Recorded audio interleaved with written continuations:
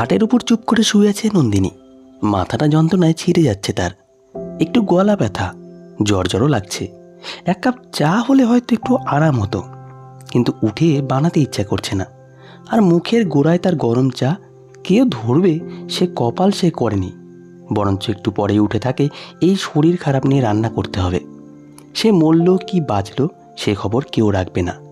এই তো কদিন আগে রান্না করতে গিয়ে একটু অন্যমনস্ক হওয়ায় হাতের উপর গরম তেল পড়ে যায়, হাতটা খুব পুড়ে যায়। তাতে তাকে বাড়ির লোকের কাছ থেকে শুনতে হলো ওরকম হয়ে থাকে। আসলে দোষটা নন্দিনীর শাশুড়ি বা বরের নয়, দোষটা ওর নিজের। সে নিজেই নিজের মূল্যটা কখনো কাউকে বুঝতে দেয়নি। বিয়ে হয়ে থেকেই দেখে আসছে শাশুড়ি খালি অসুস্থ থাকেন, সংসারের কাজ করতে একদম পছন্দ করেন না। তাই নন্দিনী বিয়ে হয়ে আসতে উনি যেন হাঁপ ছেড়ে বাঁচেন। নন্দিনীর হাতে সংসারের সব ভার ও রান্নার ভার তুলে দিয়ে নিজে গল্পের বই, টিভি দেখা, পরিচিতদের সঙ্গে গল্প করা এসব নিয়েই ব্যস্ত থাকেন।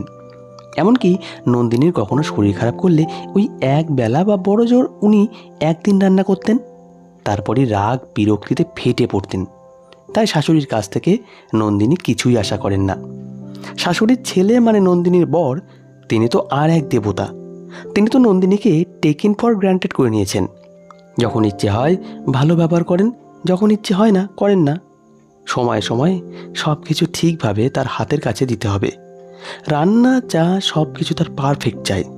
তারপরে নন্দিনীকে শুনতে হয়, আমার অফিসের ঘোষদার বউয়ের হাতের চিলি চিকেনটা আর যা হয়েছিল না, তুমি ভাবতেও পারবে না। রাত্রে জানেন বটে মহিলা, অথচ তার আগের দিন রাতেই নন্দিনীর হাতের চিলি চিকেন খেয়ে তার বর প্রদীপ প্রশংসায় পঞ্চমুখ হয়েছিল। সে কথা সে বেমালুম ভুলে গেছে আজ। শুধু চিলি চিকেন নয়, চা কফি বা যে কোনো রান্না করা নিয়ে সে এভাবেই নন্দিনীকে ছোট করে। যখন নন্দিনী রাঁধবে সব চেটে ফুটে খাবে, তার পরদিনই কারোর নাম করে ওই পদগুলো নিয়েই ছোট করবে। অথচ নন্দিনীর রান্না আত্মীয় বন্ধু যারাই খায় তারাই প্রশংসা করে। সেদিন তো প্রদীপের এক বন্ধু বলেই ফেলল, বৌদি আপনি যদি একটা হোম ডেলিভারি খুলতেন দারুণ চলতো, এমন আপনার হাতে রান্না। শুনে প্রদীপ আর ওর মায়ের মুখ তো এতখানা। ওই রান্না আর সেলাই এই দুটোতেই নন্দিনীর অসম্ভব দক্ষতা, তার প্যাশন ও ওই রান্না আর সেলাইকে ঘিরেই। বিভিন্ন রকমের এমব্রয়ডারি, কাঁথা স্টিচ, উলের কাজ এসবে তার অসামান্য দক্ষতা। যদিও এসবের কোনো মূল্য প্রদীপের কাছে নেই। সেদিন রাতে রুটির সঙ্গে নন্দিনীর হাতের অসামান্য মালাই পনির খেয়ে আঙ্গুল চাটতে চাটতে ঘোষবাবুর স্ত্রীর পালং পনিরের প্রশংসা করতে থাকে প্রদীপ।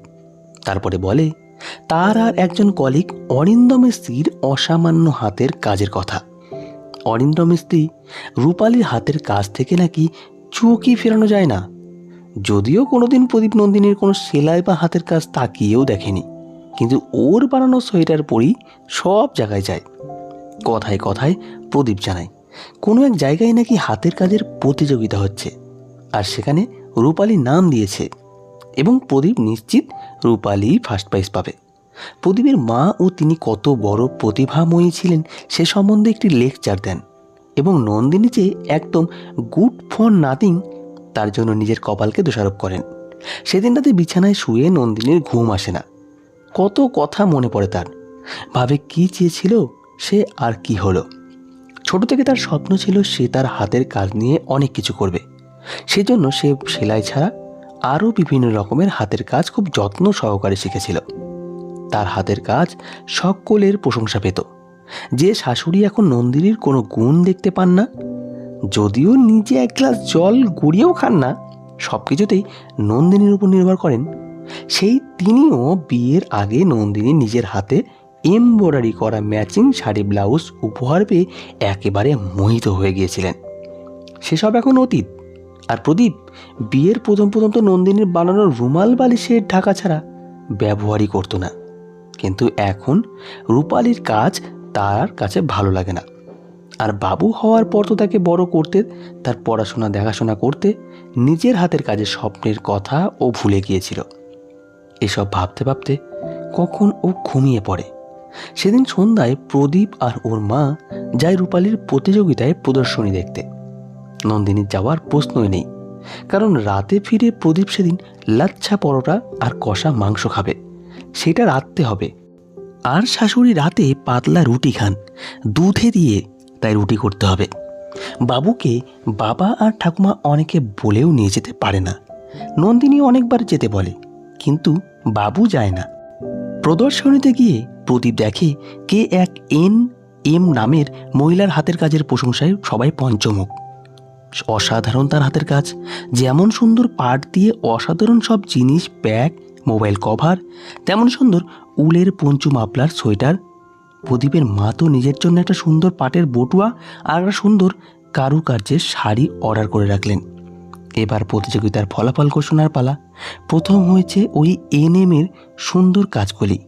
মঞ্চে ডাকা হচ্ছে তার নাম। সবাই অধীর আগ্রহে তাকিয়ে আছে মঞ্চের দিকে। সেই দলে আছে প্রদীপ এবং ওর মা। হঠাৎ মঞ্চের দিকে তাকিয়ে স্থির হয়ে গেল ওরা দুজন মঞ্চে। বাবুর হাত ধরে প্রথম পুরস্কার নিতে আসছে নন্দিনী, যার পুরো নাম নন্দিনী মুখার্জি। উদ্যোক্তারা নন্দিনীকে কিছু বলার অনুরোধ করেন। নন্দিনী বলে, নিজের হাতের কাজ নিয়ে কিছু করার ইচ্ছা ওর অনেক দিনের, কিন্তু বিভিন্ন কারণে সেটা হয়ে ওঠেনি। এই প্রতিযোগিতায় কথা জানতে পেরে ওর ছেলে বাবু ওর কিছু কাজ ওর কাছ থেকে নেয় এবং এখানে নাম এন্ট্রি করে দেয়। আজ ছেলের জন্যই ও এই সাফল্য পেয়েছে। তবে এই যে ওর ছেলে ওর এই বদ্ধ জীবনের খাঁচায় এক টুকরো খোলা আকাশ এনে দিল, এই আকাশে ও প্রাণ ভরে উঠবে, বুক ভরে শ্বাস নেবে। এই প্রতিযোগিতায় পাওয়া অর্থ দিয়ে এবং ব্যাংক থেকে কিছু লোন নিয়ে সে ছোট করে একটা তার নিজের দোকান খুলবে, যার নাম হবে নন্দিনী ক্রিয়েশন। বটবৃক্ষ হতে না পারলেও ছোট জবা গাছ হয়েই সে তার নিজের অস্তিত্ব টিকিয়ে রাখবে। তো বন্ধুরা, আজকের এই ছোট গল্পটি তোমাদের কেমন লাগলো? আশা করি ভালো লেগেছে। ভালো লাগলে অবশ্যই কমেন্ট করে জানাবেন। ধন্যবাদ সকলকে, ভালো থাকবেন।